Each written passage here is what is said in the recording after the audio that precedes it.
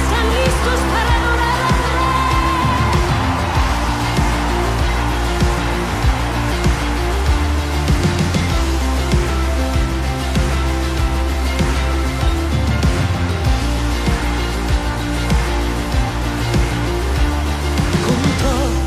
el corazón, queremos ver tu gloria aquí, Señor. Inunda nuestro ser, queremos ver tu reino hoy aquí. Ven, muévete, Rey de majestad, haz tu voluntad. Manda el fuego hoy, manda el fuego hoy. Abre los cielos.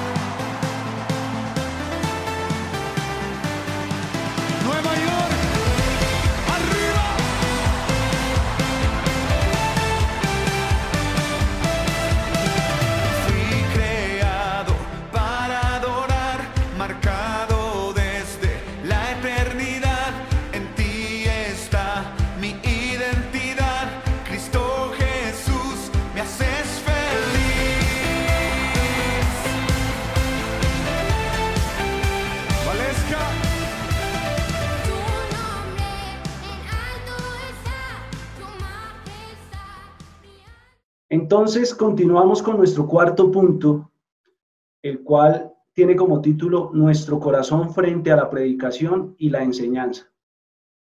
Vamos a meditar un poquito sobre cuál es el corazón que tenemos cada uno de nosotros frente a la enseñanza, frente a la predicación y la enseñanza. Entonces, postulo una pregunta para comenzar, una pregunta muy obvia. ¿Qué corazón tienes frente a la predicación y la enseñanza de la palabra? Cada vez que te sientas a escuchar una predicación o la enseñanza de la palabra, ¿qué corazón tienes? Pero antes vamos a ver qué dice la Biblia referente al corazón del hombre. El día de hoy, como es tan espesito, realmente es un resumen una vez más. Necesitamos terminar ya hoy. Voy a ir leyendo yo todas las citas, ustedes estén muy atentos y ahí luego, si quieren volverlo a ver, van a poder ver esta enseñanza. La primera cita que tengo hoy es Jeremías 29:13. Me buscarán y me encontrarán cuando me busquen de todo corazón. La siguiente cita es Proverbios 3:5-6. Confía en el Señor de todo corazón y no en tu propia inteligencia. Reconócelo en todos tus caminos y Él allanará tus sendas. Tercer cita, Jeremías 17:9-10. Nada hay tan engañoso como el corazón. No tiene remedio. ¿Quién puede comprenderlo? Yo, el Señor, sondeo el corazón y examino los pensamientos, para darle a cada uno según sus acciones y según el fruto de sus obras. Primera de Pedro 3:3-4 dice: que la belleza de ustedes no sea la externa. Primera de Pedro 3:3-4. Que la belleza de ustedes no sea la externa, que consiste en adornos como peinados ostentosos, joyas de oro y vestidos lujosos. Que su belleza sea más bien la incorruptible, la que procede de lo íntimo del corazón y consiste en un espíritu suave y apacible. Esta sí que tiene mucho valor delante de Dios. Primera de Samuel 16:7. Pero el Señor le dijo a Samuel: no te dejes impresionar por su apariencia ni por su estatura, pues yo lo he rechazado. La gente se fija en las apariencias, pero yo me fijo en el corazón. Aquí está haciendo referencia a uno de los hermanos mayores de David, cuando el Señor le dijo a Samuel que fuera a la casa del padre de David porque allí iba a ungir al próximo rey.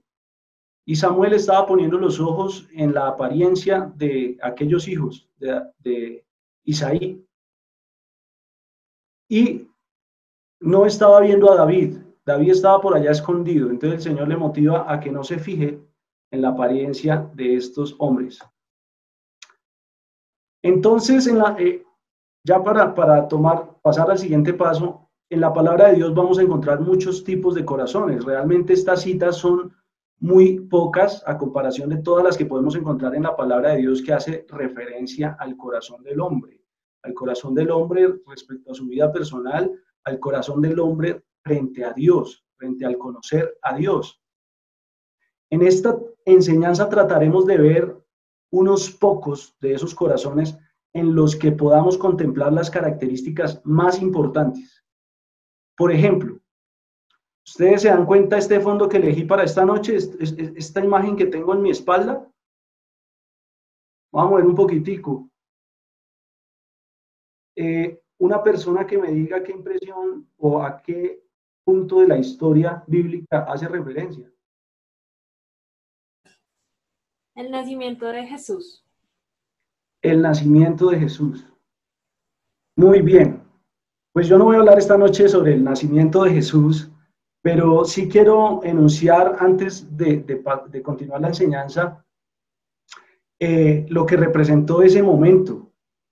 Ese momento para el pueblo de Dios, para Israel, era un momento trascendental, era el momento que habían esperado por años. Era el momento del cual habían escuchado profetizar a cada uno de los profetas que había pasado por Israel. Y llegó el momento, nació el Señor Jesús. Y todos los que le podían conocer decidieron por X o Y razón no conocerle. La historia se narra en los diferentes evangelios desde diferentes perspectivas y encontramos a ciertas personas que tuvieron la oportunidad de conocer a Dios, pero no lo pudieron conocer por el corazón que tenían, por la situación de sus vidas. En primer lugar, vamos a encontrar allí en esa historia el que estaba a cargo del mesón. Este fue la primera persona que tuvo la oportunidad de ver con sus ojos, de conocer al Mesías prometido, pero resulta que este hombre no tuvo un lugar para él. Sus ocupaciones no le permitieron tener un lugar para él.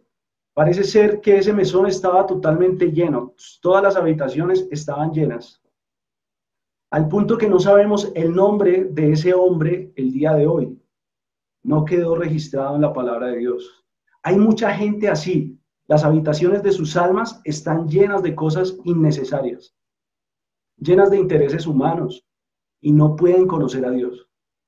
En esa historia también registramos a una segunda persona. Este era un rey, el rey Herodes. Este hombre tenía miedo porque sabía que había nacido el rey de los judíos. Si nos damos cuenta, cada uno de esos personajes que voy a anunciar de una manera muy rápida de esta historia, de este momento tan trascendental, todos tenían conocimiento. Todos tenían conocimiento.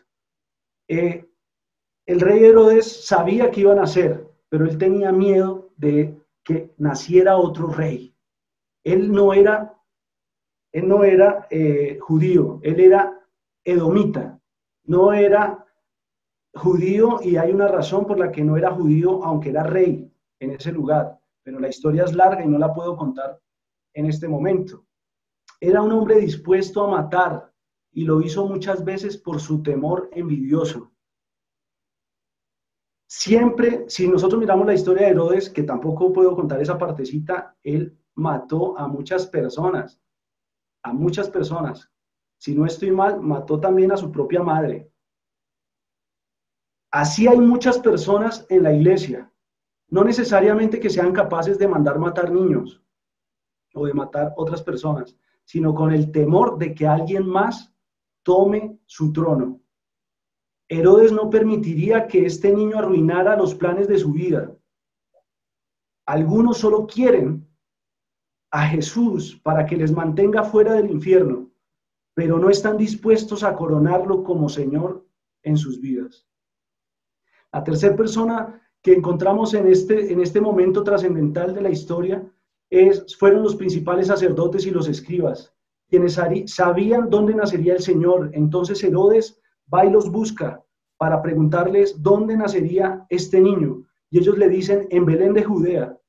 Se demuestra cuando Herodes les pregunta a estos hombres dónde nacería, que ellos tenían clarito dónde sería. Ellos sabían descifrar las profecías, tenían clara cada una de las profecías. La profecía de Miqueas, la tenían clarita, Miqueas 5:2.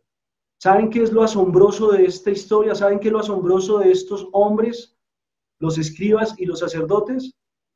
Que nunca fueron a Belén. Lo asombroso de estos hombres fue que nunca fueron a ese lugar. ¿Qué quiere decir esto? La indiferencia. A veces en nuestros corazones hay indiferencia.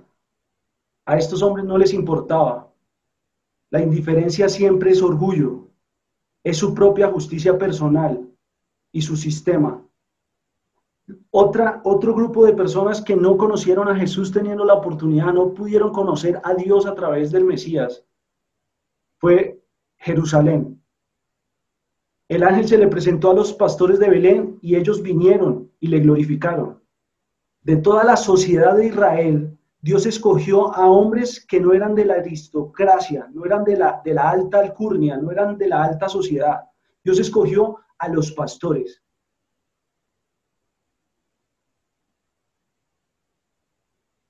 Estos hombres, me excusan que a veces me toca la palabra, pero estos hombres no estaban en la parte alta de la lista, estos hombres estaban en la parte baja de la lista. Ellos eran un grupo menospreciado porque no podían tener los lavamientos ceremoniales debido a la ocupación que ellos tenían como pastores. Ellos tenían que cuidar muchas ovejas. Dentro de todas esas ovejas cuidaban los corderos sacrificiales. Ellos fueron los únicos que fueron y glorificaron a Jesús de todo el pueblo de Jerusalén. Y la palabra de Dios enuncia a un hombre y a una mujer más. Ese hombre y esa mujer fueron Simeón y una mujer llamada Ana, pero no hubo nadie más de Jerusalén. De hecho, Ana fue a informarle a mucha gente en Jerusalén, pero rechazaron esto. Podemos estar perdidos en cualquier sistema y no conocer a Jesús, no conocer a Dios. Ellos estaban adorando al Dios correcto de la manera incorrecta. La religiosidad de nuestra vida nos puede separar del conocimiento de Dios. Otro grupo que no conocía tanto la historia, no estaba muy seguro de qué era lo que iba a pasar aquel día, pero eran los romanos. Mateo narra la historia en el contexto de Herodes, pero Lucas la narra en el contexto de Augusto César, del gobierno romano. ¿Por qué Lucas la narró en ese contexto? La narró en ese contexto porque Lucas era gentil.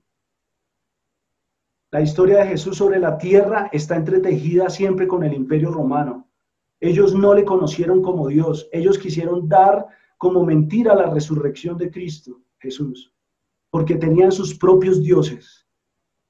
La idolatría no les permitió conocer a Dios. Algunos de nosotros tenemos idolatría. A veces escuchamos historias como, no, yo era católico, pero gracias a Dios conocí el Evangelio y ahora ya no tengo dioses, ya no adoro imágenes. Pero eso es mentira, porque de alguna u otra manera hemos levantado otros dioses. Tal vez el materialismo. Hemos levantado el materialismo en nuestra vida como el Dios más alto de nuestra vida. El sexo, las drogas, el poder, el prestigio, la popularidad, la fama, ser el más importante en el ámbito donde nos movemos. También, para terminar en este punto de la historia, otros corazones que no pudieron conocer a Dios fue la gente de Nazaret. Es sorprendente que Jesús estuvo en Nazaret desde que era un niño. En la Pascua dijo, tengo que estar ocupado en los negocios de mi padre, confundiendo a los doctores de teología. Jesús estuvo 30 años en Nazaret y no le conocieron. Nataniel dijo, ¿puede salir algo bueno de Nazaret? No era un buen lugar. Nazaret era un lugar difícil, lleno de maldad. Fue allí en Nazaret donde Jesús entró a la sinagoga, tomó el libro de Elías, el rollo de Elías, lo abrió, leyó y le dio a conocer a estas personas que él era el que había de venir, que él era por quien estaban esperando. Pero se voltearon por el contrario las personas y dijeron, ¿acaso este no es el hijo del carpintero? Jesús dijo entonces, nadie es profeta en su propia tierra. Y la razón por la que Nazaret no le conoció fue por la familiaridad. La familiaridad estrangula la convicción, da lugar al menosprecio. Allí no hizo mucho por su incredulidad, dice la palabra de Dios, que allí no pudo hacer muchos milagros. Allí lo querían matar.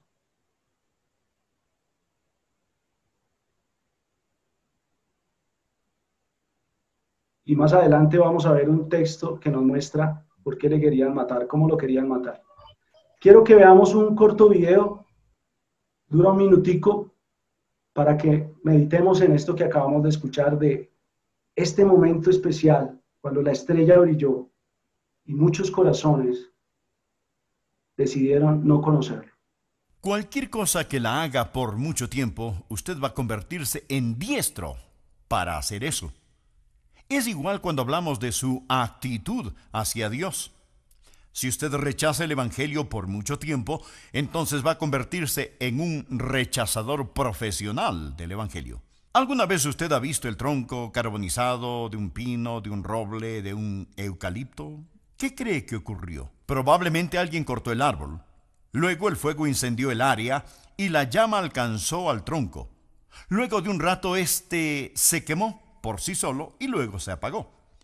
En un año o más la maleza creció nuevamente, luego hubo un nuevo incendio y esta vez ese tronco no se quemó como la vez anterior ni por mucho tiempo. Algún día vendrá el tiempo en que no importe cuán fuerte sea el fuego, éste saltará por sobre el tronco. Ese tronco está cauterizado, ya no siente el fuego. En 1 de Timoteo 4:2 se habla de aquellos cuya conciencia está cauterizada como por un hierro candente.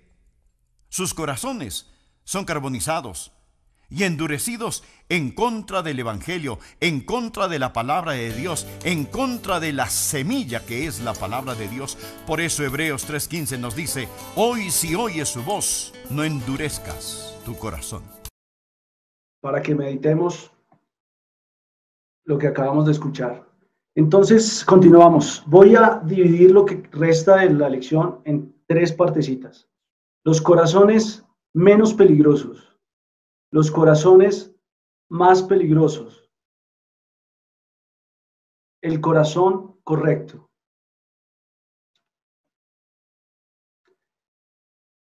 Los corazones menos peligrosos y más peligrosos lo hago desde una perspectiva, desde cuál, porque se puede ver al revés, depende. Menos peligrosos, ¿por qué? Porque estos corazones están afectando solo su propia vida por sus decisiones. Entonces, por eso los enuncio como menos peligrosos.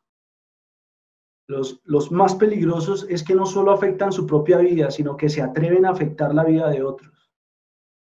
Entonces, de pronto alguno dice, no, pero la palabra del Señor nos enseña que de qué nos sirve ganar el mundo entero si perdemos nuestra alma. O sea, parece ser que le está dando mayor importancia a nuestra propia vida.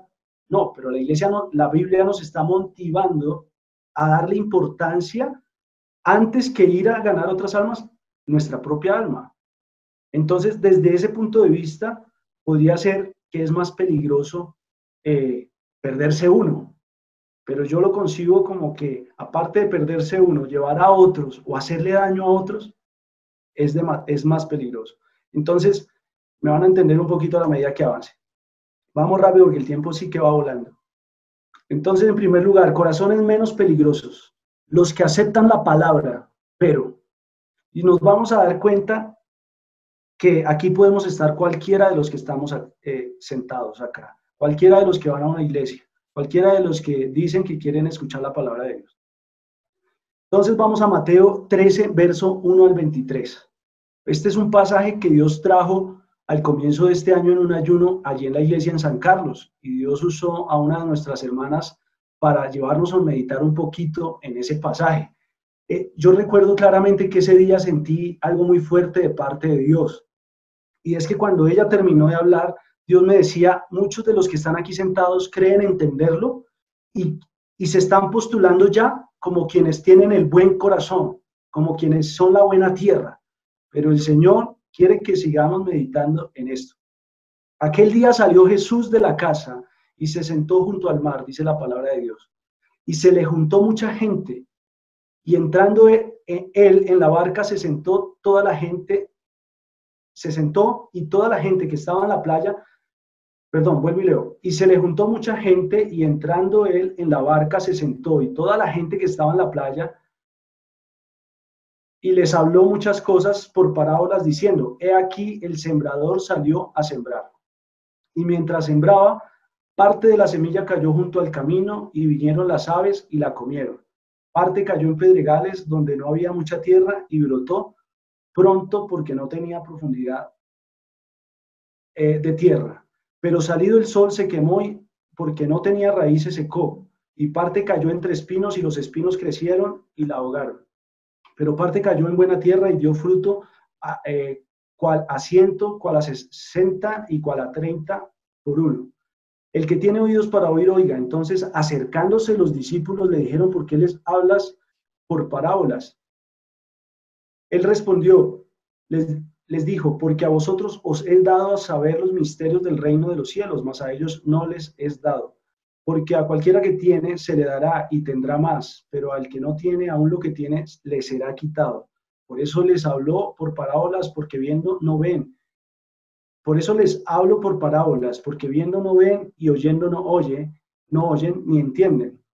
De manera que se cumple en ellos la profecía de Isaías que dijo: de oído oiréis y no entenderéis, y viendo veréis y no percibiréis, porque el corazón de este pueblo se ha engrosado, y con los oídos oyen pesadamente y han cerrado sus ojos, para que no vean con los ojos y oigan con los oídos, y con el corazón entiendan, y se conviertan y yo los sane.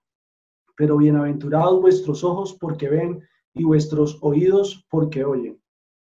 Porque de cierto os digo de muchos profetas y justos, que muchos profetas y justos desearon ver lo que veis y no lo vieron, y oír lo que oís y no lo oyeron. Oíd pues vosotros la parábola del sembrador. Y aquí viene la explicación. Quiero hacer una pausa ahí y hacer dos preguntas. ¿Qué viene a ser la semilla? Eso es algo que ya lo tenemos claro hace mucho tiempo, pero quiero que una persona ahí desactive ese micrófono y que no sea ni los pastores, ni las personas que siempre responden, cualquier otro que me La diga. palabra de Dios. Uy, ¿quién dijo eso? Yo, Sandra. Gracias, yo. Es que no te veía bien. Gracias, Sandrita. Muy bien. Otra persona que no sea Sandrita. ¿Qué viene a ser la tierra?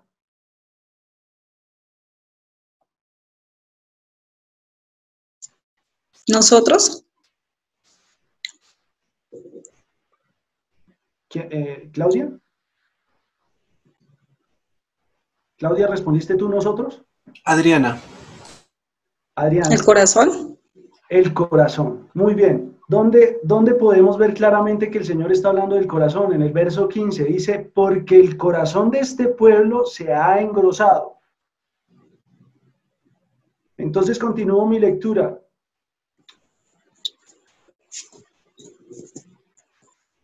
El Señor va a explicarla, dice el verso 19, cuando alguno oye la palabra del reino y no la entiende, viene el malo y arrebata lo que fue sembrado en su corazón. Este es el que fue sembrado junto al camino. Y el que fue sembrado en pedregales, este es el que oye la palabra y al momento la recibe con gozo. Pero no tiene raíz en sí, sino que es de corta duración, pues al venir la aflicción o la persecución por causa de la palabra, luego tropieza. El que fue sembrado entre espinos, este es el que oye la palabra, pero el afán de este siglo y el engaño de las riquezas ahogan la palabra y se hace infructuosa. Listo. Primero, el primer corazón que vemos acá, el corazón junto al camino. Este corazón nos habla de religiosidad. Este corazón nos habla de tibieza. Personas que conocen la palabra, pero no le ven sentido a la palabra, continúan viviendo no conforme a la palabra, sino conforme a sus pensamientos, porque al no verle sentido a la palabra, les cuesta darle sentido, les es más fácil darle sentido a sus pensamientos. No, esta persona no toma decisiones correctas a causa de esto. Hermano Juan Pablo, ¿y usted dónde se inventó eso? O sea, explíquemelo, porque eso no lo dice la Biblia. Ahí no me está diciendo eso. Bien, me puse a pensar en qué personaje podría representar esto. Ese corazón junto al camino. Marcos 12, 30 al 34. Dice, amarás pues al Señor tu Dios de todo tu corazón. Aquí el Señor Jesús está hablando. Y está diciendo, amarás pues al Señor tu Dios de todo tu corazón, y de toda tu alma, y de toda tu mente, y de todas tus fuerzas. Y nomás este versículo, podríamos tener toda una predicación de este versículo. Hablando del corazón, hablando del alma, hablando de la mente, hablando de las fuerzas. Este es el principal mandamiento. Y el segundo es semejante a él. Amarás a tu prójimo como a ti mismo. No hay otro mandamiento mayor que estos. Entonces resulta que ahí entre las personas había un escriba. Y dice, bien maestro, excelente, verdad has dicho, que uno es Dios y no hay otro fuera de él. Y que amarle de todo corazón y de todo entendimiento y de toda el alma y de todas las fuerzas y amar al prójimo como a sí mismo, más es que todos los holocaustos y sacrificios. Jesús entonces, viendo que había respondido sabiamente, le dice, no estás lejos del reino. Escucha atentamente. Jesús entonces, viendo que había respondido sabiamente, le dice, no estás lejos del reino de Dios. Y ya ninguno osaba preguntarle. Pregunto yo, ¿él estaba en el reino o estaba cerca? Alguien que me diga ahí rápidamente, ¿estaba en el reino? Solamente dígame sí o no, según lo que usted lee, lo que está leyendo. ¿Estaba en el reino o estaba cerca? Bien, nadie me respondió. Pues ahí no dice que estaba en el reino, dice no estás lejos. Dice no estás lejos. Miren, hermanos, a mí me molesta, personalmente me molestan esas personas que en la iglesia cuando se está predicando dicen amén, aleluya, así es. ¿Saben por qué? Porque son como este hombre. Quieren demostrar que saben, que la tienen clara, pero a veces, lamentablemente, no están en el reino. Están cerca, no están en el reino.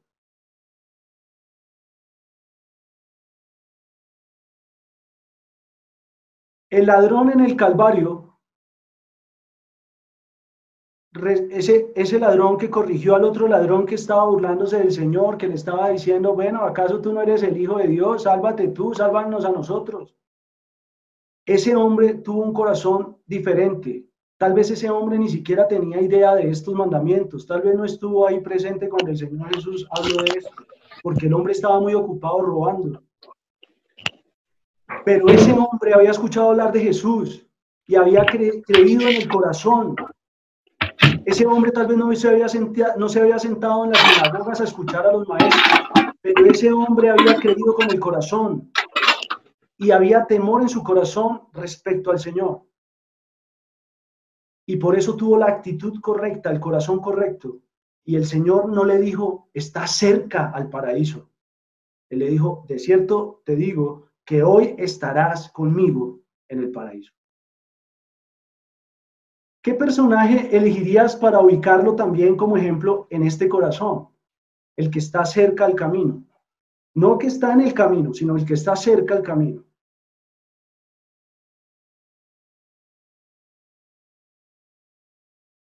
Bueno, en vista de que estamos callados y que el tiempo transcurre, yo propondría otro, Judas Iscariote.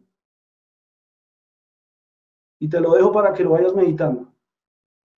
Simplemente me refiero a Judas Iscariote porque dice la palabra de Dios que la semilla cuando cae cerca al camino, el que tiene un corazón cerca al camino, vienen los malos y arrebatan. Viene la tentación y se lo lleva suavecito. Vienen las cosas y es como si nunca hubiera escuchado. Judas Iscariote, vinieron los malos, le hicieron una propuesta y eso hizo que se olvidara de todo. Segundo corazón, el que está en los pedregales. Este corazón, dice la palabra de Dios ahí, hace referencia al que tiene torpeza, dificultad para caminar. Una persona con muchas excusas y muchas culpas. Ustedes saben que caminar entre pedregales no es lo mismo que caminar en el pavimento. Hay dificultades, personas con muchas excusas y culpas. Y toma un personaje que se encuentra en el Salmo 73, que por la gracia y la misericordia de Dios no tuvo este corazón, pero estuvo muy cerca de tenerlo, y ese se llama Asaf, un salmista. Asaf en el Salmo 73 dice, ciertamente es bueno Dios para con Israel, para con los limpios de corazón. Ahí está el pasaje, Sammy, por favor, ¿me colaboras? Ciertamente es bueno Dios para con Israel, para con los limpios de corazón. En cuanto a mí, casi se deslizaron mis pies, por poco resbalaron mis pasos, porque tuve envidia de los arrogantes, viendo la prosperidad de los impíos, porque no tienen congojas por su muerte, pues su vigor está entero. ¿Les ha pasado, hermanos, que empiezan a mirar al vecino, que ustedes saben que es sicario, que fue ladrón, que se fue a España y volvió y tiene plata, camioneta, carro, casa? Pues su vigor está entero, no pasan trabajos como los otros mortales, ni son azotados como los demás hombres. Por tanto, la soberbia los corona, se cubren de vestido de violencia, los ojos se les saltan de gordura, logran con creces los antojos del corazón, se mofan y hablan con maldad de hacer violencia, hablan con altanería, ponen su boca contra el cielo y su lengua pasea la tierra. Por eso Dios hará volver a su pueblo aquí, y aguas en abundancia serán extraídas para ellos. Y dicen, ¿cómo sabe Dios? Y hay conocimiento en el Altísimo. He aquí estos impíos, sin ser turbados del mundo, alcanzaron riquezas. Parece ser que Asaf tenía una fuerte tentación y eran las riquezas. Verdaderamente en vano he limpiado mi corazón. Entonces aquí es donde empieza a sufrirse ese momento difícil. Esas piedras empiezan a hacer su efecto. Verdaderamente en vano he limpiado mi corazón y lavado mis manos en inocencia, pues he sido azotado todo el día y castigado todas las mañanas. Y si dijera yo, hablaré como ellos, he aquí a la generación de tus hijos engañaría. El hombre está luchando con piedras. El hombre está luchando para que la palabra de Dios pueda penetrar a lo profundo de su corazón, pero Dios logra hacerlo en su vida. He aquí a la generación de tus hijos engañaría. Cuando pensé para saber esto, fue duro trabajo para mí, hasta que entrando en el santuario de Dios, este hombre tenía en su corazón conocer a Dios, agradar a Dios realmente. En ocasiones de nuestra vida, cuando estamos debilitados, cuando estamos caminando por donde no es, cuando las piedras están haciendo efecto en nuestro corazón, cuando creemos que hemos esperado demasiado, cuando creemos que hemos sido muy buenos y deberíamos ser un poquito malos, entonces las alternativas a veces es acercarnos un poco más, entrar a un ayuno, buscar la presencia de Dios, humillarnos, pedir perdón, misericordia. Y entonces ahí, dice el salmista, comprendí el fin de ellos. Ciertamente los has puesto en deslizaderos, en asolamientos. Cómo han sido asolados de repente, perecieron, se consumieron de terrores, como sueño del que despierta. Así, Señor, cuando despertares menospreciará su apariencia. Y entonces este hombre empieza a decir y a entender lo que iba a pasar con estas personas en realidad. Y llega el verso 25 donde dice, ¿a quién tengo yo en los cielos sino a ti? La manifestación de una vida que entiende quién es Dios, de una vida que entiende que no es las riquezas, que no es lo que tengas, que dejas de predicar lo que predican muchos, que si no tienes plata es que estás en pecado, que si tienes harta es que estás bendecido. Eso es mentira, mi hermano. Porque si eso fuera verdad, entonces Pablo habría tenido plata, Pedro había tenido plata.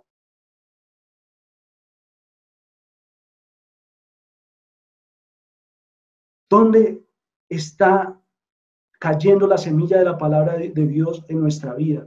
¿En un corazón con piedras? ¿En un corazón que está cerca del camino? Pedregales, recibe la palabra pero no profundiza en ella. Y esa palabra en la que no se profundiza muere cuando hay persecución, problemas. ¿Cuánta palabra has aprendido? ¿Cuánta palabra has escuchado desde que conoces a Dios, desde que vas a la iglesia? ¿Cuánta palabra, cuántos mensajes has escuchado? ¿Y en cuántos de esos mensajes has llegado a tu casa a profundizar, a meditar, a decir gracias, Señor, ayúdame, Padre? Esta palabra la voy a anotar, la voy a tener en mi corazón, la llevo ahí. Hermanos, aquí entre los que estamos reunidos y entre muchos, tal vez el más pecador soy yo. Pero créanme que desde que era niño las palabras que Dios me ha dado para mí han sido lo más importante de mi vida. Y me han hecho recapacitar en los momentos más desafortunados de mi vida frente a Dios. Pero si nosotros no profundizamos en la palabra, no la amamos, no la abrimos, no la buscamos, no buscamos su presencia porque tenemos tantas ocupaciones, no vamos a encontrar, no vamos a conocer a Dios. ¿Qué personaje de la Biblia pondrías como ejemplo, aparte de Asaf? No hay tiempo. Yo propondría, y lo puedes hacer, este tema es para que puedas profundizarlo muchísimo más. Realmente yo sé que muchos de ustedes podrían predicar esto muchísimo mejor, pero meditemos. Yo propondría a un Pedro. ¿Un Pedro por qué? Porque habían piedras en su corazón Y aunque había escuchado el mensaje de Dios y había apostado que siempre iba a hacer lo correcto, cuando llegó el momento de la aflicción, como dice la palabra de Dios respecto a este corazón, a los pedregales, cuando llegó el momento difícil, cuando llegó la persecución, entonces esa palabra murió. Lo que él había dicho, lo que había escuchado del Señor Jesús, la palabra donde él le dijo, en el mundo tendréis aflicción. El Señor dijo, en el mundo tenéis que ser los más ricos. No dijo eso el Señor Jesús nunca. En el mundo todo te tiene que salir bien, mi hijo, porque tú eres mi hijo. No, él dijo que en este mundo tendríamos aflicción. Y Pedro lo escuchó, pero también escuchó cuando el Señor le dijo, pero confiad, yo he vencido al mundo. Esa palabra murió en ese momento. No había profundizado, no había tocado lo profundo de su corazón, no había crecido la raíz. Pero ustedes y yo sabemos que el Señor no lo dejó ahí. El Señor fue y empujó esa palabra, porque esto también se trata de lo que el Espíritu Santo hace en nuestras vidas y lo que Él va a continuar haciendo. Y el tercer corazón que vemos en este pasaje, el corazón entre los espinos, un corazón enjaulado por el sistema del mundo, por la vanidad de este mundo. Y el personaje que traigo a continuación es ese que señala la Biblia como el joven rico. Entonces vino uno, dice Mateo 19, entonces vino uno y le dijo, maestro bueno, ¿qué bien haré para tener la vida eterna? Él le dijo, ¿por qué me llamas bueno? Ninguno hay bueno, sino uno, Dios. Mas si quieres entrar en la vida, y le empieza a decir, aquí hay algo súper importante, mi hermano y mi hermana. Hace 8 días me gustó mucho la intervención al final que hizo mi hermano y mi hermana Caterine de allá del Rocío. Me gustó que el hermano le dio un sustento bíblico y quiero motivarlos a todos que lo que hablemos le demos un sustento bíblico. Le demos un sustento bíblico. Y mi hermana Caterina hablaba de la importancia del testimonio y eso es totalmente cierto. La palabra de Dios lo habla, pero hay algo que no podemos olvidar, mi hermano y mi hermana, es que todos somos pecadores. El que predica y el que no predica, el que va a la iglesia y el que no va a la iglesia. No hay ni uno bueno, solo Dios es bueno. Mas si quieres entrar en la vida, le dice el Señor a este hombre, guarda los mandamientos, algo que él ya sabía.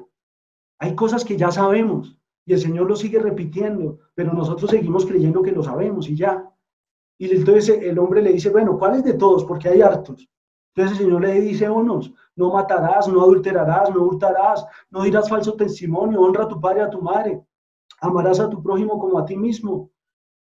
Y el joven le dice entonces, todo esto lo he guardado desde mi juventud, ¿qué más me falta? Jesús le dijo, si quieres ser perfecto, anda, vende lo que tienes y dalo a los pobres y tendrás tesoro en el cielo y ven y sígueme. Oyendo el joven esta palabra se fue triste porque tenía muchas posesiones.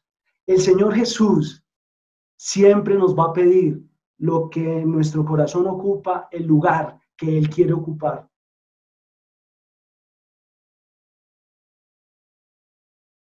Herodes tenía miedo, como decía anteriormente, de que alguien viniera a ocupar su trono. ¿Cuál es el trono que hemos levantado y quién está sentado allí?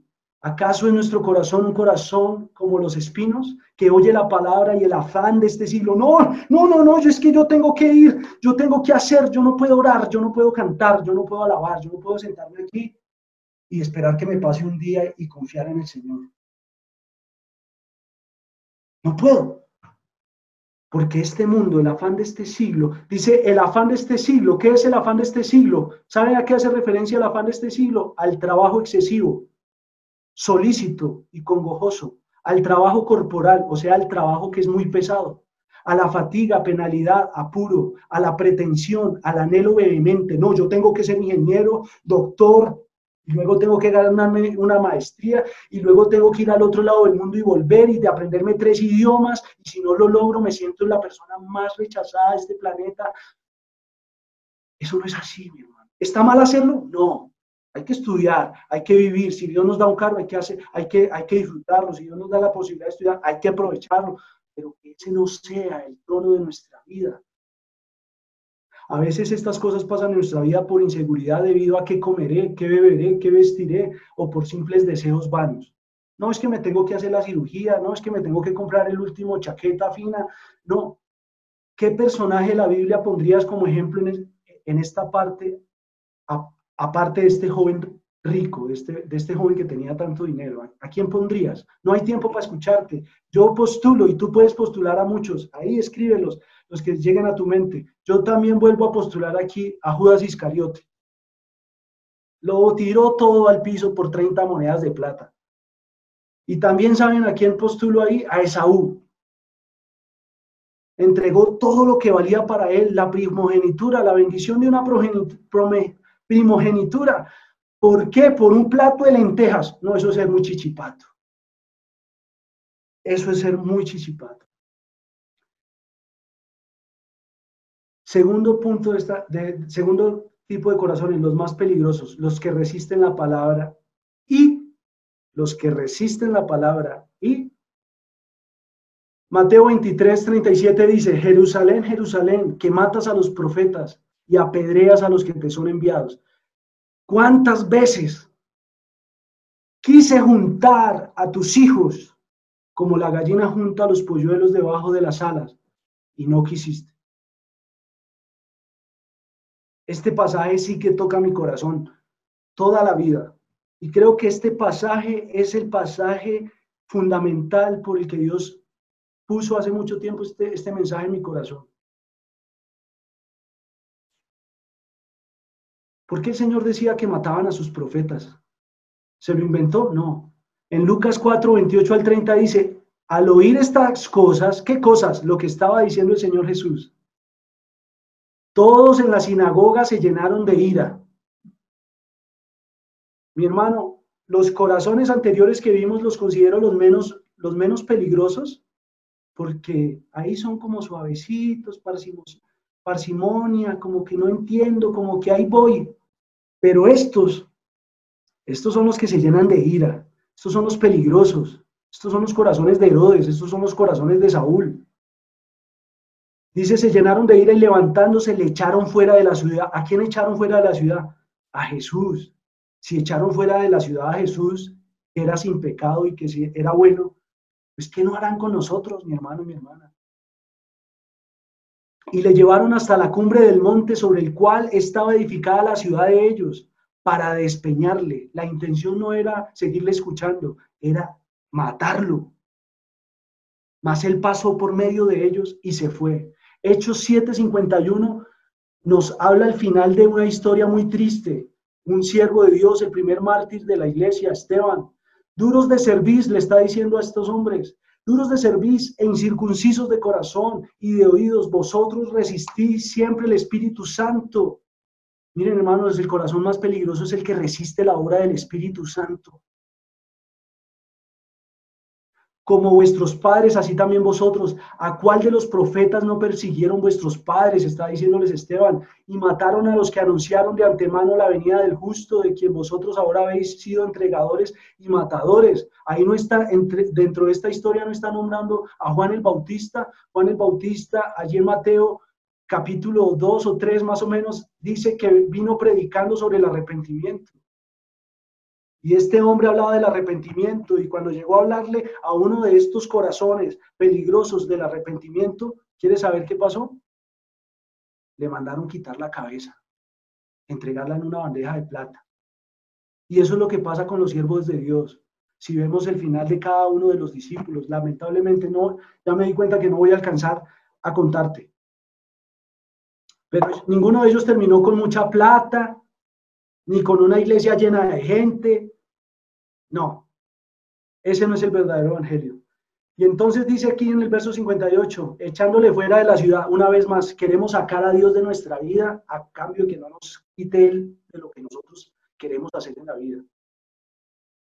Le apedrearon y los testigos pusieron sus ropas a los pies de un joven que se llamaba Saulo, y apedreaban a Esteban mientras él invocaba y decía: Señor Jesús, recibe mi espíritu. Y puesto de rodillas, clamó a gran voz: Señor, no les tomes en cuenta este pecado. Y habiendo dicho esto, durmió.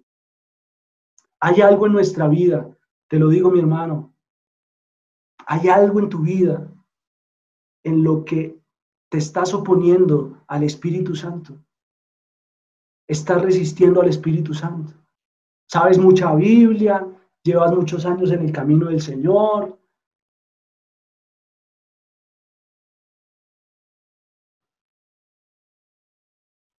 El primer pecado contra el Espíritu Santo es resistirlo.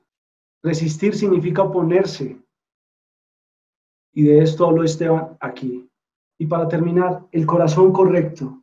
Podría hablar mucho más en cada corazón, pero sé que tú, que tienes un anhelo enorme por conocer más de Dios, vas a profundizar en cada punto, vas a meditar, vas a mirar otros personajes de la Biblia y vas a compararte. El corazón correcto, el que siempre debemos tener. Esta parte es fácil de explicar, ¿saben por qué? Se supone que aquí es donde más debería demorarme, pero no es donde más me voy a demorar, porque cuando sabemos lo que no es, entonces sabemos lo que sí es. Y ya aprendimos harto sobre el corazón incorrecto. Y ahí entendemos lo que es un corazón correcto. Entonces, sencillamente leo Mateo 13:23 que dice: mas el que fue sembrado en buena tierra, este es el que oye y entiende la palabra, y da fruto, y produce a 100, a 60 y a 30 por uno. Estas son las personas con el corazón correcto. Tiene que haber una comprensión de la palabra. Si tú estás comprendiendo la palabra que se te está siendo predicada, no solo esta noche, sino siempre, estás teniendo el corazón correcto. En el libro de los Hechos se nos habla de un funcionario etíope que estaba leyendo la Biblia y no entendía. Y el Señor entonces lleva a través del Espíritu Santo a Felipe para que se la explique.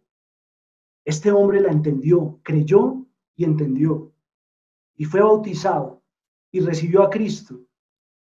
Entonces Felipe en aquella hora estaba sembrando una semilla que era la palabra de Dios en un corazón que estaba dispuesto a conocer a ese Dios y que lo entendió inmediatamente. Esa es una situación propia del reino de los cielos, que ya se revela que el sembrador, el Señor Jesucristo, está sembrando la simiente de la palabra en el mundo. ¿Cuál podría ser el personaje que postularíamos para esto, para terminar esta enseñanza esta noche? Uno de los personajes más fascinantes en el Antiguo Testamento tiene que ser David. Pero David tenía un montón de defectos. A veces era un hombre violento. Cometió adulterio con Betsabé y luego mató a su marido. David era un desastre como padre, no pudo controlar a sus hijos. Sin embargo, usted ya sabe que David fue uno de los grandes héroes del Antiguo Testamento. Fue llamado el hombre conforme al corazón de Dios, en el primer libro de Samuel 13:14 y también Hechos 13:22.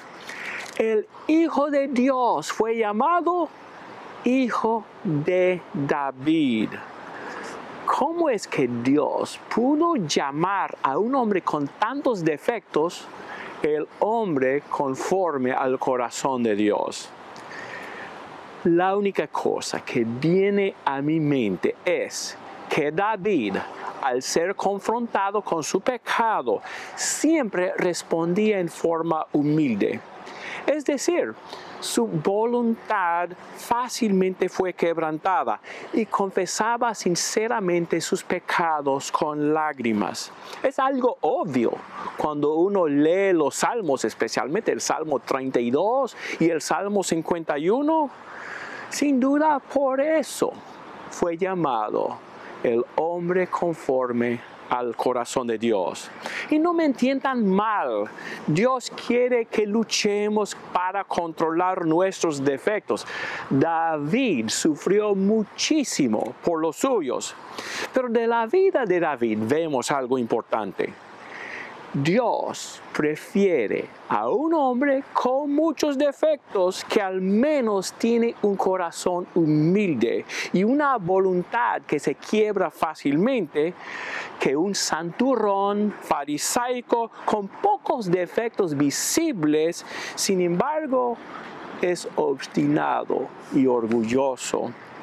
Entonces, al fijarse Dios en nosotros, lo más importante a Él no es necesariamente nuestra perfección doctrinal o nuestra perfección personal, aunque sí quiere que nos esforcemos a andar correctamente en esas áreas, pero lo que Él quiere más que nada es un espíritu como el de David, humilde, contrito, y con una voluntad que se quiebra fácilmente. Escuche bien las palabras de David en Salmo 51, 17. Dice, los sacrificios de Dios son el espíritu quebrantado. Al corazón contrito y humillado no despreciarás tú, oh Dios. Jamás nos olvidemos de David, el hombre conforme a la voluntad de Dios, no debido a una vida intachable, sino debido a su espíritu contrito y humilde. Un hombre con un corazón conforme al corazón de Dios, dice la palabra de Dios que era David. Si se compara a David con Saúl, resulta que David fue más asesino que Saúl. Dice la palabra de Dios, Saúl mató a sus 1000 y David a sus 10,000. En la palabra de Dios no vemos una historia de adulterio y menos de un adulterio con asesinato incorporado en la vida de un Saúl, pero sí la vemos en la vida de un David. Nomás estos dos conceptos nos muestran que no se trata de ser perfecto, sino de tener la actitud correcta frente a la palabra de Dios. Si se tratara de ser perfecto, Jesucristo no habría venido a este mundo porque no tendría sentido si pudiéramos ser perfectos. Pablo dijo, lo que no quiero hacer, eso hago, miserable de mí. Eso es un corazón cansado de fallarle a Dios. No es un corazón como los corazones que se ven hoy en día. Se peca y se peca y se peca y se sigue viviendo como si nada. No, sí, gracias Señor, perdóname. Sí, perdóname. Y se sigue en la misma intención. Es un corazón que anhela conocer de la manera correcta a Dios, un corazón que acepta el señorío de Dios sobre su vida y que le busca con fervor, como María a sus pies. Como María a sus pies. ¿Recuerdan que empezamos en la primera lección enunciando esa historia de María? Bien, termino con una oración, pero antes te digo, tal vez respondiste a todas las preguntas la semana pasada, todas las preguntas que se hicieron y las respondiste en lo profundo de tu corazón. Sería ideal que lo hayas hecho. Si no, pues no sé realmente de qué haya servido esta lección para tu vida, pero tal vez la respondiste de manera sincera, pero hay una pregunta bien importante que puede darte un veredicto real y honesto. Y es esta pregunta. Si después de haber aprendido hace 8 días lo que aprendiste, lo que significó esa primer parte, lo que hiciste a continuación fue tratar de encontrar las pajas en el ojo de tu hermano antes que encontrar la viga en tu propio ojo, si lo que hiciste fue guardar el cuaderno, la Biblia y olvidarte hasta hoy para volverlos a tomar, ten presente, muy presente, que tu corazón no está haciendo el correcto. Y solo Dios y tú saben si es uno de los menos o más malos. Cual sea, no es el correcto. Pero la palabra de Dios también dice que las misericordias de Él son nuevas cada mañana. Y Él está aquí. Cualquiera que sea la respuesta de nuestra vida, si tenemos el corazón correcto, alabado sea el Señor, bendecido sea su nombre. Es la idea, es la iglesia por la que Él viene, con un corazón correcto. Pero si no, Cerremos nuestros ojos y entreguémosle a Dios este corazón, cualquiera que sea, y digámosle, cambia este corazón.